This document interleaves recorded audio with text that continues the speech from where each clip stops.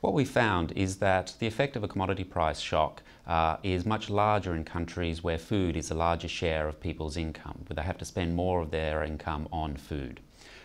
We also found that in countries where people have less confidence in the ability of their central bank to control inflation, that a food price shock can actually lead to more generalised inflation and higher inflation expectations. What we found is that commodity price shocks are typically large but also temporary, and this means that they can be very hard to predict. If you're a central bank trying to offset the effects of these shocks, this can cause a number of problems.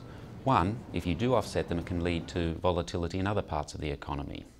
But more commonly, because they're very hard to predict, the central bank may find that it is missing its target. And when it misses its targets, this can undermine people's confidence in its abilities, and as we've emphasised, it's that credibility that really helps the central bank do its job better.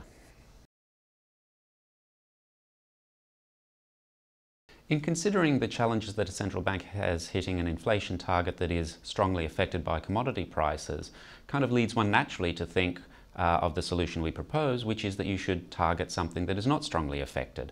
Hence the title of our research, Target What You Can Hit. What we find is that if a central bank can consistently hit its targets, this means that people's confidence in its ability to control inflation is increased, and as a result they don't tend then to raise their wage demands, to raise the prices they're setting for goods they're selling, and this in turn actually makes it easier for the central bank to control inflation. So what you can actually have is a virtuous cycle going on whereby the central bank consistently hits its targets.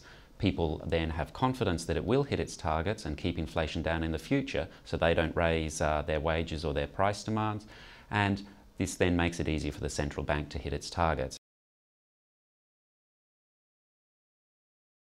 What we're suggesting is that central banks should target a measure of inflation that is resilient to shocks to commodity prices and reflects the medium-run forces of inflation in their country.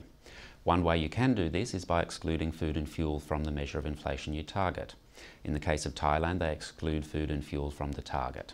However, other countries take different approaches. In some countries, they target a measure of the forecast of inflation. And in this case, once again, the effect of temporary commodity price shocks is minimised.